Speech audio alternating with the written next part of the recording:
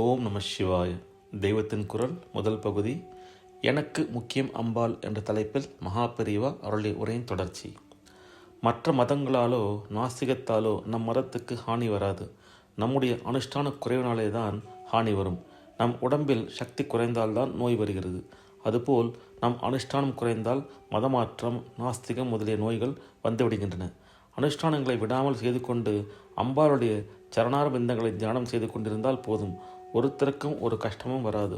இதற்கெல்லாம் விசை நம்மிடமே இருக்கிறது. நாம் பெரிய பெரிய நல்ல காரியமாக ஏதோ செய்ய வேண்டும் என்பதே இல்லை. முதலில் நாம் தப்பு பண்ணாமல் இருக்க முயன்றாலே போதும். தப்பு பண்ணுகிற போதெல்லாம் அம்பாளிடம் பிரார்த்தித்து கொண்டு அவள் கிருபையால் ஆத்ம சுத்தி செய்து கொண்டு படிப்படியாக நமக்கு நிறைவை பெற்று நம் மதத்துக்கும் நிறைவை உண்டு பண்ணுவோம். நம் மதம் என்பது லோகம் முழுவதற்கும் பொதுவானதால் இதன் மூலம் சகல தேச ஜனங்களுக்கும் க்ஷேமத்தை செய்வோம். எல்லா மதங்களும் முடிவில் மோட்சம் அடைவதைத்தான் லட்சியமாக சொல்கின்றன. பரம சத்தியத்தை அனுபவித்தால் அறிகிற ஞானம்தான் அந்த மோட்சம். அந்த பரம சத்தியத்தை தான் வேதாந்தத்தில் பிரம்மம் என்பது.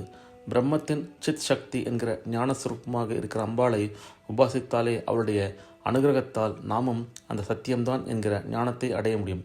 இகலோகத்தில் பலவிதமான சௌக்கியங்களை அனுகிரகம் செய்கிற அம்பாள் முடிந்த முடிவாக இந்த ஞானத்தை மோட்சத்தை அருளுகிறாள்.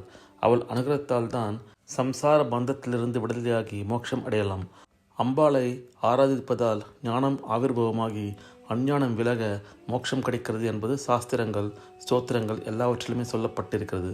அம்பாளிடம் பக்தி பண்ணி இப்படி பரம ஞானிகளான பல மகான்களையும் அறிந்திருக்கிறோம்.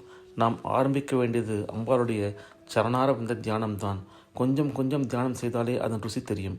அம்பாளுடைய சரண கமலத்தை காட்டிலும் சாந்தி அளிக்கக்கூடியது வேறு எதுவும் இல்லை என்பது புரிய ஆரம்பிக்கும். விடாமல் இப்படி தியானம் செய்தால் முடிவில் இந்த உடம்பு போன பின் செத்தும் சாகாதவராகலாம், அமிர்தமாகலாம். என்றும் நிலையாக இருக்கிற ஞானத்தில் இரண்டர கலந்து அமிர்தமாகலாம். பிரத்தியாருக்கு உபதேசித்து திருத்துவதற்கு எத்தனம் செய்வதற்கு முன்னால் அவரவரும் தான் தப்பு பண்ணாமல் இருந்தால் போதும். இதற்கு அவருடைய சரணக்கமலம்தான் கதி. எளிதில் நம் குறையை போக்கிக் கொள்ள தியானம் என்கிற விஷயை நமக்குள்ளேயே வைத்திருக்கிறாள். நீங்கள் எல்லோரும் உங்கள் ஆத்ம க்ஷேமத்துக்காகவும் லோகக்ஷேமத்துக்காகவும் அவளை தியானம் செய்ய வேண்டும். இதை எல்லோரும் விடாமல் செய்து கொண்டிருந்தாலே போதும். ஒருத்தருக்கும் ஒரு கஷ்டமும் வராது. சமஸ்த பிரபஞ்சமும் பரமக்ஷேமமாக இருந்து வரும். ஓம் நம சிவாய. அடுத்த பதிவில் அன்னை தெய்வம் என்ற தலைப்பில் மகாபெரிவா அருள் உரையை கேட்போம். ஓம் நம சிவாய. ஹரஹர சங்கர, ஜெய ஜெய சங்கர, காஞ்சி சங்கர, காமகோட்டி சங்கர.